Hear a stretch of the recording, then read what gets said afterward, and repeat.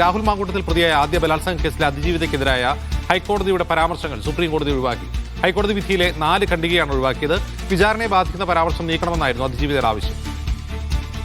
P ധനസമൂഹ വിവരങ്ങൾ നൽകും. സമൂഹം എന്തായിരുന്നു ഹൈക്കോടതിയുടെ പരാമർശം?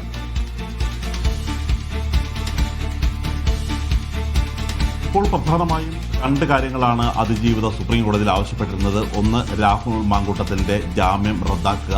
രണ്ടാമത്തേത്, അതിജീവിതയ്ക്കെതിരായിട്ടുള്ള ഹൈക്കോടതിയുടെ പരാമർശം ഒഴിവാക്കണം എന്നുള്ളത് തന്നെയായിരുന്നു.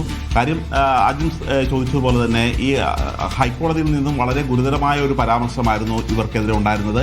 അവരുടെ ഒരു പെരുമാറ്റത്തെയും വ്യക്തിഹത്യ ചെയ്യുന്ന തരത്തിലുള്ള ഒരു ഇഴകീറി പരിശോധിച്ചുള്ള ഒരു തെളിവുകൾ ഇഴകീറി പരിശോധിച്ചതിന് ശേഷമുള്ള ഒരു പരാമർശമാണ് ഹൈക്കോടതിയുടെ ഭാഗത്തു നിന്നുണ്ടായിരുന്നത് എന്നുള്ളൊരു കാര്യം സുപ്രീം കോടതി വിലയിരുത്തിയിട്ടുണ്ട്. മാത്രമല്ല, ജാമ്യം നൽകുമ്പോൾ ജാമ്യം നൽകണോ വേണ്ടയോ എന്നുള്ളൊരു കാര്യം പരിശോധിക്കുന്നതിന് പകരം ഇത്തരത്തിലുള്ള ഒരു തെളിവുകൾ എന്തിനാണ് വിശദമായി ഈ ഹൈക്കോടതി പരിഗണിക്കുന്നു എന്നുള്ളത് തന്നെയായിരുന്നു പ്രധാനപ്പെട്ട ചോദ്യം.